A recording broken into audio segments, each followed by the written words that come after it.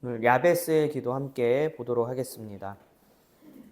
우리 역대상 4장 9절에서 10절에 야베스의 기도의 내용이 나오는데요.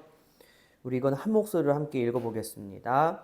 야베스는 그의 형제보다 귀중한 자라. 그의 어머니가 이름하여 이르되 야베스라 하였으니 이는 내가 수고로이 낳았다 함이었더라. 야베스가 이스라엘 하나님께 아뢰어 이르되 주께서 내게 복을 주시려거든 나의 지역을 넓히시고 제 손으로 나를 도우사 나로 환난을 벗어나 내게 근심이 없게 하옵소서 하였더니 하나님이 그가 구하는 것을 허락하셨더라. 아멘. 야베스 기도가 있는 역대상의 말씀은 누가 썼고 역대상의 기록 배경에 대해서 한번 보겠는데요. 바벨론 포로로 그 유다 백성들이 포로가 되었죠. 그리고 하나님께서 약속하신 때에 그게 이제 70년이라는 시간이 지난 후에 다시금 하나님이 돌아오게 하셨는데 세 번에 걸쳐서 돌아옵니다. 본국으로 귀환을 하는데 이게 바벨론 포로 귀환이라고 하는데 이것이 한 번에 귀환한 것이 아니라 세 차례에 걸쳐서 진행이 되었습니다.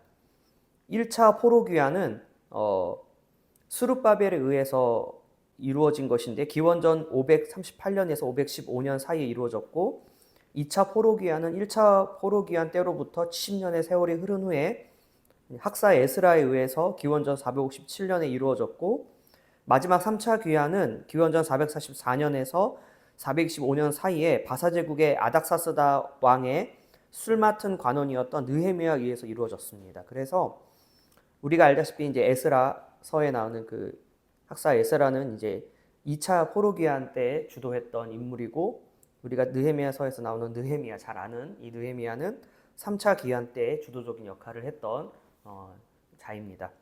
근데 이제 역대상은 학사 에스라에 의해서 2차 포로 귀환이 이루어진 때를 배경으로 하고 있어요. 그러니까 그때 이제 이 역대상이 쓰여졌다라고 일반적으로 이야기하고 있습니다. 그 당시에 본국으로 귀환했던 1754명의 유다 백성들은 이제 바벨론의 포로로 잡혀가서 70년이라는 시간이 흐르는 동안에 그곳에서 어느 정도 생활 기반을 다지고 경제적 안정을 누리고 있었던 사람들이었어요. 그러니까 여러분 바벨론 포로로 끌려간 이후에 70년이라는 시간 동안에 당연히 바벨론에 정착을 해서 사람들이 살았을 거 아니겠습니까? 그러니까 사실은 다시 본국으로 돌아온다라는 거는 쉬운 문제가 아닌 거예요. 예. 왜냐하면 이미 생활 기반을 터를 다 잡고 바벨론에 정착해서 살고 있는 상황이었거든요. 그러나 이제 오로지 잃어버렸던 하나님에 대한 신앙을 되찾고 재건된 하나님의 예루살렘 성전을 중심으로 다시 한번 하나님의 신앙을 회복하고자 바벨론에서의 모든 안정적인 생활 기반을 포기하고 과감히 예루살렘을 향하여 귀환길에 올랐던 것입니다. 그래서 우리가 바벨론 포로 귀환을 이야기할 때 이런 배경을 우리가 조금 알고 있어야지 그 의미를 조금 알 수 있다. 이런 배경에서 역대상이 쓰여졌다라는 것이죠. 이 기한은 마치 아브라함이 갈대아 우르를 떠나서 하나님이 지시하신 곳으로 가는 것과 같은 믿음의 여정인 것이죠. 예. 아브라함도 사실 어떻습니까? 갈대아 우르라는 곳에 모든 생활 기반이 있었잖아요. 그곳에 정착해서 살고 있고 집도 있고 여러 가지 경제적인 활동을 할 수 있는 여러 가지 것들이 있었지만 그러한 모든 것들을 내려놓고 포기한 상태로 하나님이 지시하신 곳으로 갔잖아요. 이게 어떻게 보면은 바벨론에서 다시금 본국으로 돌아오는 이 상황은 아브라함이 갈대아 우르를 떠나서 하나님이 지시한 가나안 땅으로 가는 그 여정과 흡사하다라고 볼 수가 있어요. 유다 백성들은 그들이 땀 흘려 지었던 집을 버려야 했고 그들이 땀 흘려 경작했던 밭을 버려야 했고 그들이 땀 흘려 지었던 외양간과 우리를 버려야 했다라는 것이죠. 그리고 양과 소를 이끌고 울며 보채는 자녀들을 달래어가며 사막의 극심한 일교차 속에서 밤에는 추위를 무릅쓰고 낮에는 더위를 무릅쓰며 수천 킬로의 여정을 수개월에 걸쳐서 짐승의 위협을 무릅쓰고 갈증의 고통을 무릅쓰고 심지어 도적대와 이방 침략자들의 위협을 무릅쓰면서 도보로 걷고 걸어 행군을 해야만 했다라는 거죠. 제가 이렇게 구체적인 표현을 쓰는 거는 이스라엘 백성들, 유다 백성들의 바벨론 귀환의 여정, 포로 귀환의 여정, 본국으로 귀환의 여정이 녹록지 않았다라는 것을 제가 좀 표현하고자 구체적으로 조금 표현을 한 것입니다. 그리고 예루살렘에 도착하자마자 구할 수 있는 집도 논밭을 살 수 있는 것도 아니잖아요. 네. 황폐화돼 버린 지역일 수도 있고 이미 다른 사람들이 그곳에 거주하고 기거할 수도 있는 상황 아니겠습니까? 그러니까 사실은 여러 가지로 쉽지 않은 상황이었다라는 것이죠. 바로 이러한 이 시기는 시련의 시간이요 고통의 시간, 핍절의 시간이었던 것이죠. 그럼에도 율법의 순종을 이루어야 했던 신앙 회복의 시기였고 신앙 개혁의 시기였다라는 것이죠. 이 시기를 배경으로 역대상이 학사 에스라엘에 기록되었다라는 것입니다. 그러니까 여러분 이 역대상, 특별히 이 야베스의 기도가 쓰여진 배경을 조금 이제 우리가 좀 알고 있어야 한다라는 것이죠. 그래서 학사 에스라가 역대상을 기록했던 목적은 이스라엘 백성들로 하여금 그들의 삶과 신앙을 하나님과의 언약에 대한 의무 이행, 즉 율법 준수에 맞추기 위함이었던 것입니다. 그래서 야베스의 기도에 대해서 보면은요, 야베스는 하나님의 말씀대로 철저히 살았고 율법의 말씀에 자신의 모든 삶을 헌신했고 삶의 모든 소망을 하나님께 두었던 신앙인이었다라는 거예요. 그러니까 뭐냐면 역대상을 쓰는 목적이 뭐예요? 율법의 준수, 하나님의 언약에 대한 의무를 이행하는 것. 근데 그거에 가장 적합한 인물이 야베스였다라는 거예요. 그거는 바벨론 포로로 돌아온 유다 백성들에게 모범이 되는 하나의 인물이었던 것이죠. 야베스가. 예. 그러므로 축복받은 야베스의 기도에는 에스라가 그토록 강조했던 율법을 이루는 철저한 신앙인의 삶이 전제되어 있다라는 거예요. 그러니까 야베스의 기도의 이면에는 하나님의 말씀, 신앙을 지키고 철저하게 율법을 준수하는 그 야베스의 삶이 밑바탕에 깔려 있는 상황 속에서 야베스의 기도가 나왔다라는 것을 우리가 알아야 한다라는 것이죠. 그래서 야베스의 기도를 인생의 소원 성취를 위한 기도법으로 보면 안 되는 것은 학사 에스라의 저작 의도대로 철저한 율법적 삶에 초점에 맞추어서 먼저 하나님의 말씀대로 신앙의 삶을 배우고 실천해야 한다라는 것이죠. 그러니까 이것이 그냥 우리가 복을 받기 위한 주문을 외우듯 하는 그런 야베스의 기도가 아니라 먼저 선행되어져야 되는 것은 뭐냐?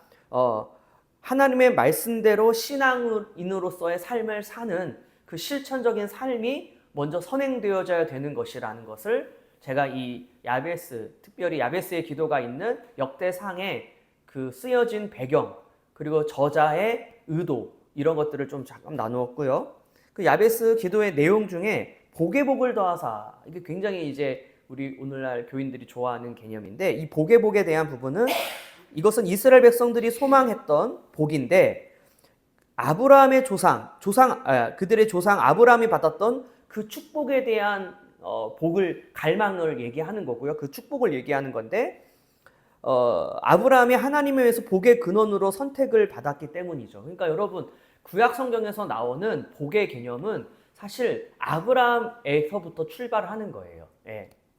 그래서 우리는 야베스가 꿈꾸었던 복인 하늘에 속한 모든 신령한 복을 예수 그리스도 안에서 하나님의 나라의 택한 백성인 천국 기업의 백성, 곧 하나님의 아들들이 됨으로써 우린 이미 받게 되었다라는 거죠. 우리가 예수 그리스도 안에서 하나님의 크신 사랑으로 선택받아 축복을 받은 것은 예수가 아니라 예수 그리스도께서 우리 죄를 대신하여 십자가에서 피 흘리신 사랑으로 말미암아 구속, 곧 죄사함을 받고 하나님의 아들들이 되었기 때문인데, 이제 예수 그리스도 안에서 하늘에 속한 모든 신령한 법을 받은 우리의 기도 제목은 이 땅에서의 부와 성공과 형통과 영향력이 아니라 죄로 가득한 이 세상 가운데에서 거룩하고 흠이 없게 살기 위한 성결의 능력인 것이죠. 그러니까 여러분, 우리가 받은 복이 있어요. 그러니까 우리는 이미 복을 받았다니까요. 그 복은 뭐냐? 성결의 능력이다라는 거죠. 흠이 없고 점도 없이 거룩하게 이 죄 많은 세상에서 살 수 있게 되어지는 능력. 그것이 바로 뭐예요? 십자가의 능력인 것이고 예수 그리스도의 십자가로 말미암은 것이다. 그 복을 이미 받았다라는 것이고, 야베스의 기도에서 나오는 이 복의 복도 바로 그런 의미에서의 복이다라는 것이고요.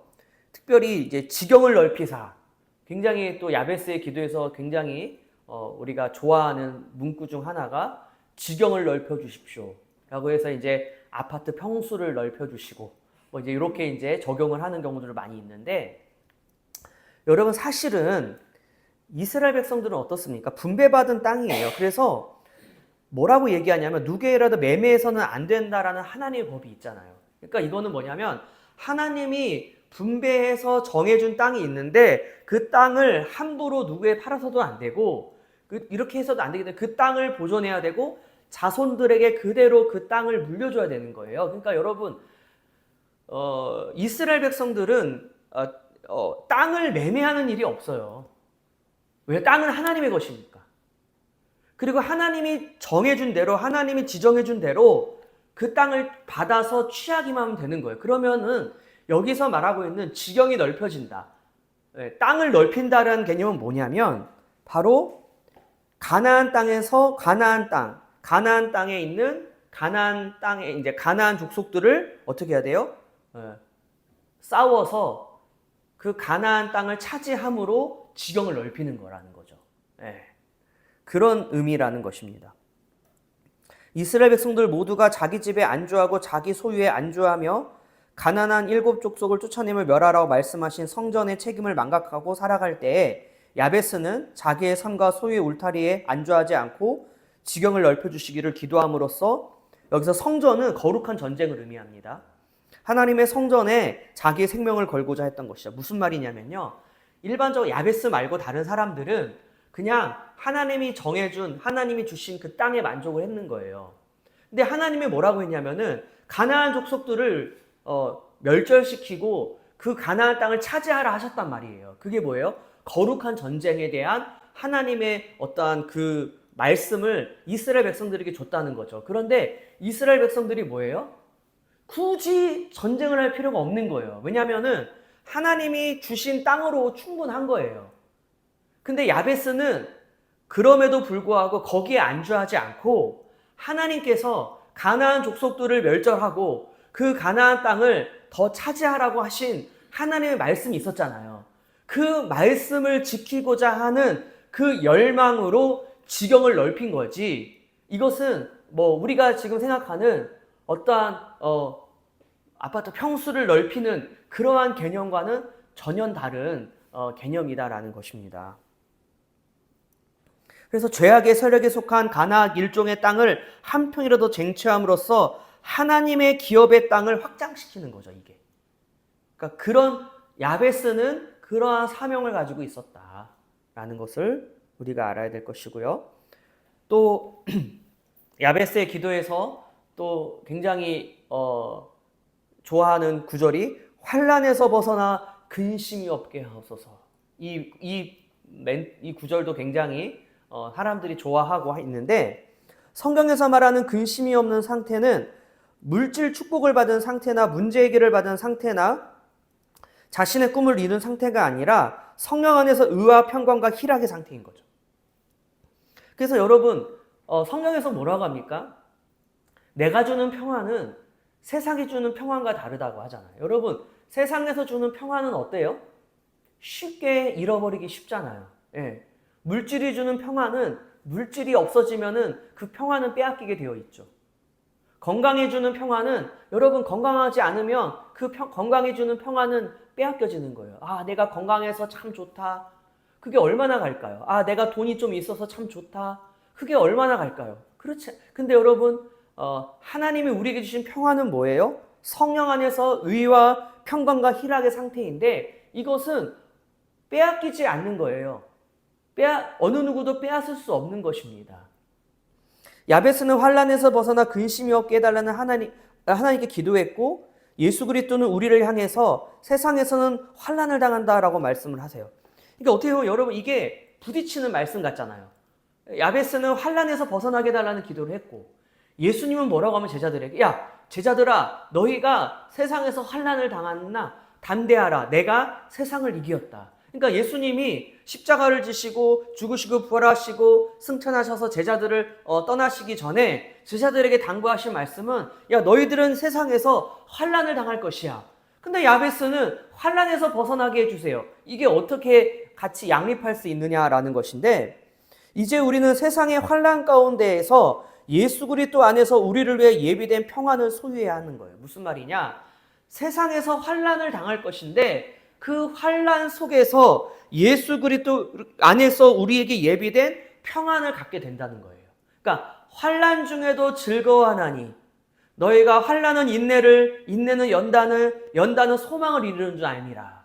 그 말씀처럼 환난은 있지만 그 환난 가운데에서 평안을 누리는, 그러니까 양립할 수 없는 그 두 말씀이 서로 양립이 되는 거예요. 네. 환난이 있지만 그 평안을 빼앗을 수 없는 거예요. 근데 그 환난 중에도 우리는 평안을 누릴 수 있는 것입니다. 할렐루야. 그것이 바로 성도의 삶인 것이죠. 이제 우리는 세상에 그러므로 우리가 환난 가운데서 구하고 두드려야 하는 것은 바로 성령 안에서 의와 평강과 희락인 것이죠. 그래서 여러분 우리가 무엇을 기도해야 됩니까? 무엇을 구하고 구하라, 두드리라, 열릴 것이니 찾으라, 찾을 것이니 우리가 뭘 구해야 되며 무엇을 찾아야 되며 무엇을 위해 문을 두드려야 합니까? 바로 예수 그리스도 안에 있는 의와 희락과 평강인 것입니다. 희락은 뭐예요? 기쁨이에요. 여러분, 그래서 뭐예요? 예수님으로 인한 기쁨은 빼앗을 수 없는 기쁨이에요. 그렇기 때문에 항상 기뻐할 수 있다. 항상 기뻐하라, 쉬지 말고 기도하라, 범사에 감사하라. 이는 그리스도 예수 안에서 너희를 향하신 하나님의 뜻이니라. 그러니까 항상 기뻐할 수 있어요. 여러분, 항상 기뻐하는 것이 하나님의 뜻입니다. 내가 돈이 있어서 기쁘고 내가 건강해서 기쁘고 이거는 뭐야? 돈이 없으면 기뻐할 수 없잖아요. 내가 내 자식 때문에 기쁘고 여러분 내 자식이 기쁠 때도 있지만 내 자식 때문에 속이 터져날 때가 있잖아요. 그거는 기쁨이 아닌 거예요. 성경에서 말하는 기쁨이 아니에요. 성경에서 말하는 기쁨은 뭐예요? 예수 그리스도 안에서 기쁨이에요. 그게 희락이죠. 그리고 뭐예요? 평강은 뭐예요? 그게 바로 평안이죠. 예수 그리스도 안에서 환난을 벗어나 근심이 없는 거예요. 근심이 없는 거예요. 여러분 우리가 걱정 근심이 많잖아요. 어떻게 여러분 예수를 믿는데 걱정 근심이 있을 수 있습니까?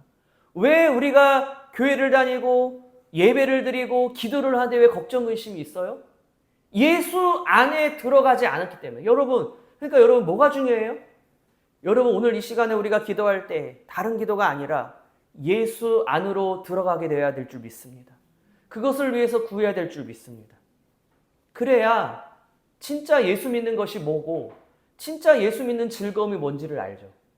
여러분 예수 믿는 즐거움이 뭔지도 모르면서 교회를 왔다 갔다 하는 것만큼 불행하고 저주스러운 일은 없을 거예요. 그래서 우리가 이 시간에 먼저 제가 기도하겠습니다. 하나님 아버지 감사합니다. 우리가 야베스의 기도를 다시금 되짚어보면서 정말 야베스의 기도가 의미하는 바가 뭔지를 보았습니다.